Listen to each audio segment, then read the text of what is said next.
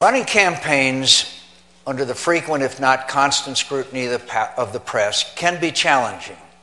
And there have been days when I wished you had been somewhere else, when I made comments that were interpreted in ways I didn't intend and took on a longer life than I would have preferred.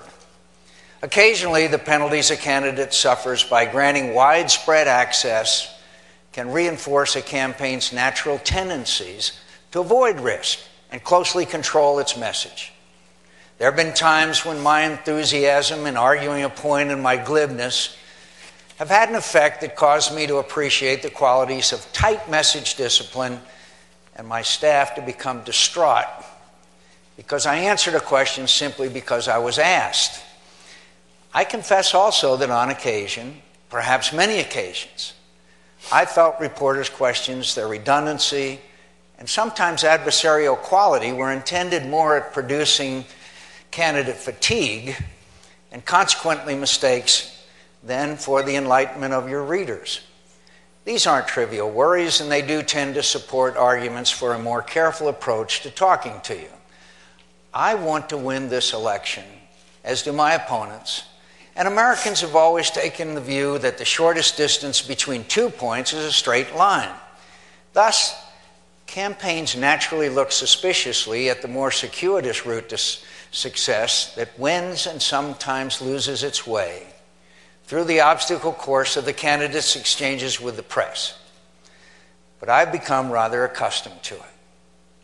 And though my campaign certainly took a circuitous route to securing my party's nomination, to put it charitably, I don't intend to change that particular habit of a lifetime.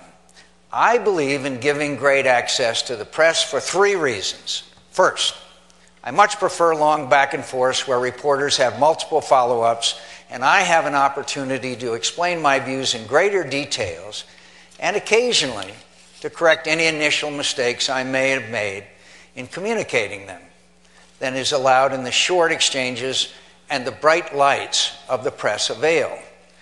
The dynamics of the avail, in my opinion, tend to produce more heat than light on your part and excessive caution on the candidate's part. Reporters have 1, maybe 2 shots at me, and they want it to count, by which I mean they'd like to catch me in a mistake, a discrepancy, or, as I've been known to, a less than artful expression. And candidates tend to approach them with the primary intention of not saying anything beyond a single message or not saying anything newsworthy at all.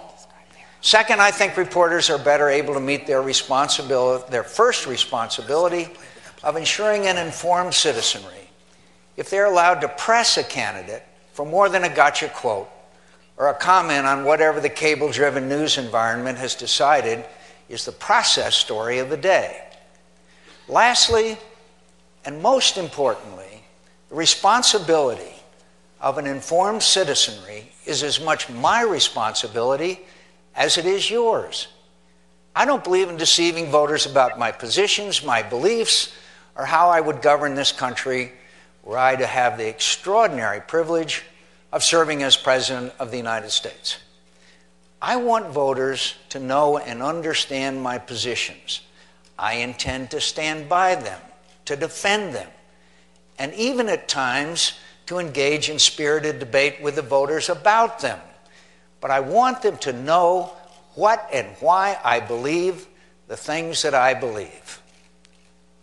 And I think the press wants voters to know that as well, even though at times my views can suffer from your translation of them, sometimes more through my fault than yours. That's why I prefer the town hall format or to other forms of communications with the voters. And that's why I make myself regularly available to all of you. I will screw up sometimes, and frankly, so will you. But on the whole, you and I, and most importantly, the American people, are better served by the openness and accountability that direct, lengthy, and frequent exchanges with the press produces. And I'll take my chances with you and trust in the American people to get it right in the end.